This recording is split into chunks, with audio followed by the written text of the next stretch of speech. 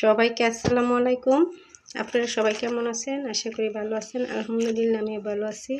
আজকে দেখেন আমি 2 কেজি তিল আনছি। তিলগুলো বেশি ভালো না।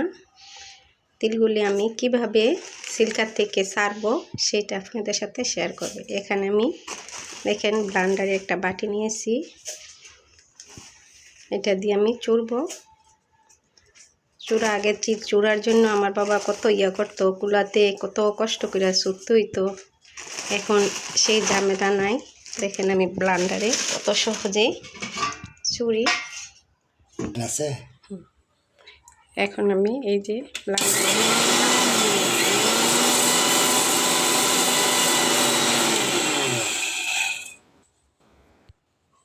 দেখেন মাশাআল্লাহ কত সুন্দর কইরা সিল্কাটি উঠে গেছে। একটা একটু অল্প 2টা গুঁড়ি দিছি। এখন এটা আমি কুলাতে ঝেড়ে এরপরে দেখাচ্ছি। দেখেন কত সহজে মাশাআল্লাহ কত পরিষ্কার হয়েছে।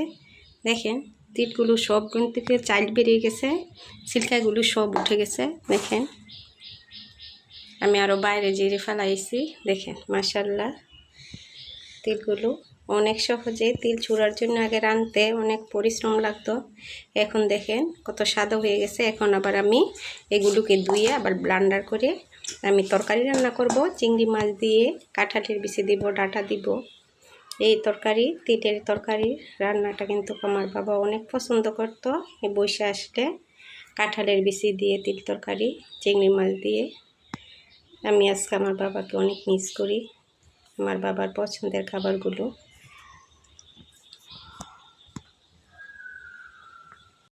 এখন দেখেন তিলগুলোকে আমি কি ধুয়ে নিছি। দেখেন একটা মাশাআল্লাহ একটাও সিল্কা নেই, সবগুলো সাদা চাল হয়ে গেছে।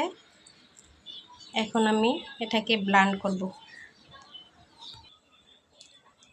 দেখেন মাশাআল্লাহ কত নিহাস হয়েছে এবং সাদা, কত সাদা হয়েছে।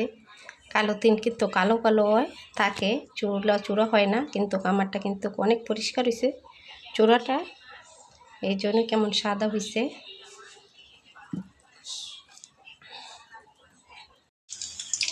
আমি কিন্তু বলেছি চিংড়ি মাছ দিয়ে রান্না করবো। দেখেন আমার পুকুর থেকে চিংড়ি মাছ ধরে আনছি।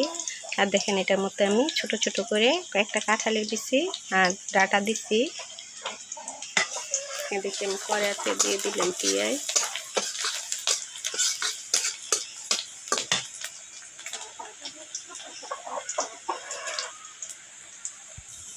পেঁয়াজগুলো লাল লাল হয়ে ভাজা হয়ে গেছে। এখন আমি দিয়ে দিব চিংড়ি মাছগুলো। চিংড়ি মাছগুলো আমি ভেজে নেব।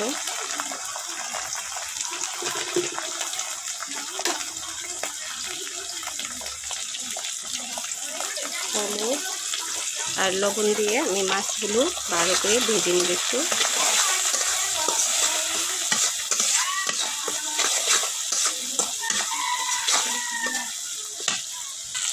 মাছগুলো কিন্তু বাইরে নিচ্ছি, এই যে ভাজা ভাজা হয়ে গেছে। এখন দিয়ে দেবো আমি অল্প পরিমাণে আদা বাটা,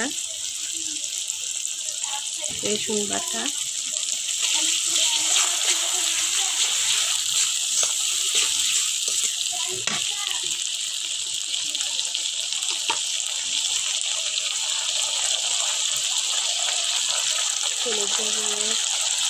দিয়ে দেবো মরিচের গুঁড়ো, দিয়ে দেবো ধনিয়ার গুঁড়ো, দেবো জিরার গুঁড়ো,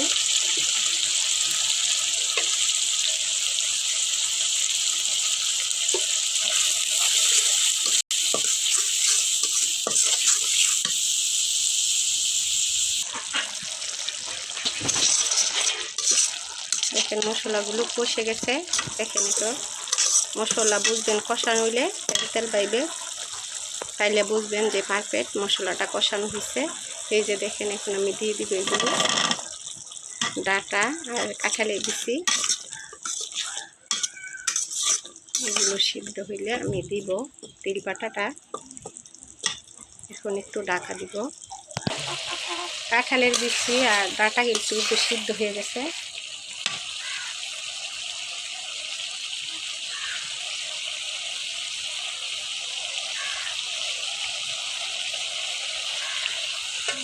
এখন দিয়ে দিব বাটা তেলটা।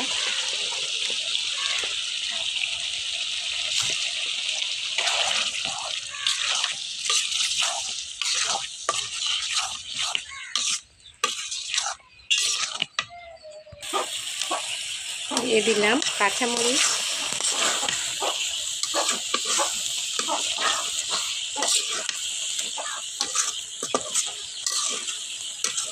তরকারিটা কিন্তু দেখেন এরকম হয়েছে, আর একটু শুকাইব। এখন ধনিয়া পাতা দিয়ে আমি নামাই নিব।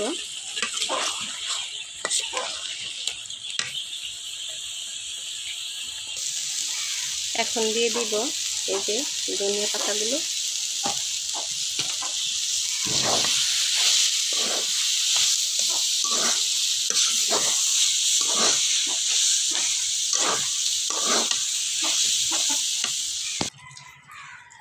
আমার রান্নাটা কিন্তু শেষ, আমি তরকারিটা নামে ফেললাম। দেখেন মাশাআল্লাহ কীরকম হয়েছে। যদি ভালো লাগে রান্নাটা কীরকম হয়েছে, যদি ভালো লাগে একটা লাইক কমেন্ট শেয়ার করবেন। এই চ্যানেলে নতুন হইলে সাবস্ক্রাইব করে পাশে থাকবেন।